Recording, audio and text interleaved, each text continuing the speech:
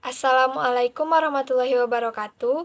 Perkenalkan, nama saya Fanya Puspajelita dengan NIM C1C022132 Prodi Akuntansi. Di video kali ini, saya akan membahas materi perpajakan mengenai cara pemungutan pajak, tarif pajak, serta fungsi pajak. Pembahasan yang pertama mengenai tata cara atau sistem dalam pemungutan pajak. Ada 4. Yang pertama, Official Assessment System, yaitu sistem pemungutan pajak di mana wewenang untuk menentukan besarnya pajak ada pada pihak pemerintah atau Fiskus. Contoh penerapan pajak dalam sistem ini yaitu pembayaran PBB atau pajak bumi dan bangunan, di mana KPP sebagai pihak yang mengeluarkan surat ketetapan pajak berisi besaran PBB terhutang setiap tahunnya. Yang kedua, Full Assessment System, ialah sistem pemungutan pajak di mana wajib pajak menentukan sendiri berapa jumlah pajak yang terhutang setiap tahunnya sesuai dengan peraturan perundang-undangan. Sehingga pihak pemerintah tidak perlu lagi mengeluarkan surat ketetapan pajak. Namun, apabila wajib pajak telat membayar atau bahkan tidak membayar pajak, maka negara atau pihak pemungut pajak dapat mengeluarkan surat ketetapan pajak. Yang ketiga, Semi Self-Assessment System adalah sistem pemungutan pajak di mana wewenang untuk menentukan besarnya pajak ada pada dua pihak, yaitu wajib pajak dan Fiskus. Pada awal tahun, wajib pajak menaksir hutang pajaknya yang terhutang, lalu disetor ke Fiskus atau pemerintah. Dan pada akhir tahun, pihak pemerintah akan menentukan pajak yang sesungguhnya terhutang. Yang keempat, Withholding Tax Assessment System, yaitu sistem pemungutan pajak di mana wewenang untuk menentukan besarnya pajak diserahkan kepada pihak ketiga selain wajib pajak dan pihak pemerintah. Pihak ketiga di sini misalnya bendaharawan gaji. Nah, untuk dapat menghitung besarnya pajak yang terhutang dan yang harus dibayarkan oleh wajib pajak, maka perlu diperhatikan dua unsur. Yang pertama yaitu jumlah dasar perhitungan dalam masing-masing undang-undang pajak atau dasar pengenaan pajak. Contohnya, untuk pembayaran PPh, dasar pengenaan pajak untuk wajib pajak dalam negeri yang pertama sampai dengan 50 juta rupiah itu sebesar 5%, 50 juta sampai 250 juta sebesar 15%, 250 juta sampai 500 juta sebesar 25%, dan 500 juta sebesar 30%. Yang kedua, tarif pajak.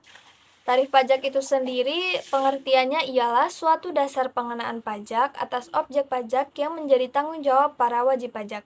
Tarif pajak dapat berupa persentase yang ditentukan oleh pihak pemerintah. Secara struktural, macam-macam tarif pajak dalam hukum perpajakan itu ada 4. Yang pertama, kita bahas dahulu tarif tetap. Tarif tetap ini ialah tarif pajak yang besarnya tetap sama terhadap berapapun jumlah yang dikenai pajak dan tidak tergantung pada nilai objek pajak. Misalnya, besar tarif bea materai dengan nominal berapapun adalah Rp6.000.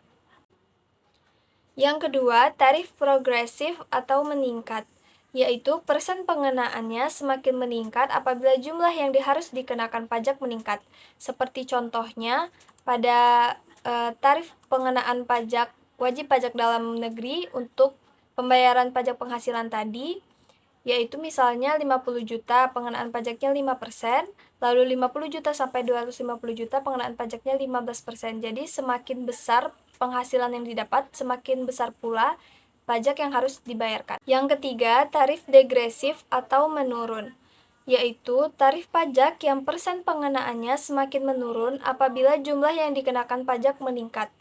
Tarif ini jarang diberlakukan pada negara-negara berkembang, namun ada juga beberapa negara maju yang memakai jenis tarif ini untuk pengenaan pajak pada masyarakatnya.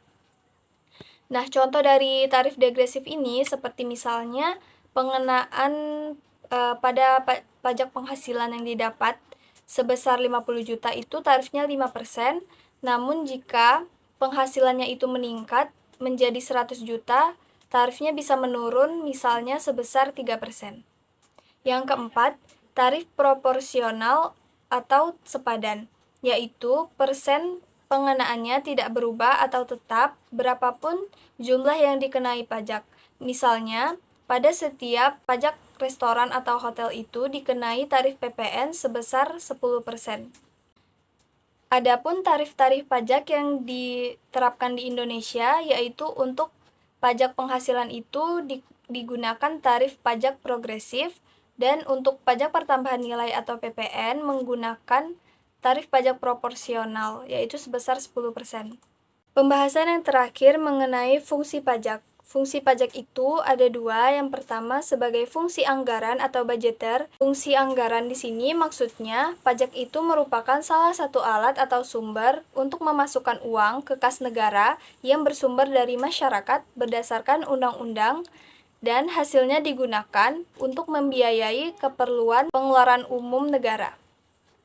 Yang kedua, fungsi reguleran itu maksudnya pajak digunakan untuk mengatur atau melaksanakan kebijaksanaan pemerintah untuk mencapai tujuan tertentu di bidang politik, ekonomi, sosial, budaya, pertahanan, dan keamanan. Contohnya, salah satu contohnya seperti pajak tinggi yang dikenakan terhadap barang mewah dengan tujuan untuk mengurangi gaya hidup konsumtif, dan masih banyak contoh lainnya. Sekian penjelasan materi perpajakan mengenai cara pemungutan pajak, tarif pajak, serta fungsi pajak yang telah saya jelaskan tadi. Semoga dapat bermanfaat dan menambah wawasan, ilmu pengetahuan bagi kita semua. Dan apabila ada kesalahan kata yang saya ucapkan tadi atau dalam penulisan PowerPoint ini, saya mohon maaf. Akhir kata, wassalamualaikum warahmatullahi wabarakatuh.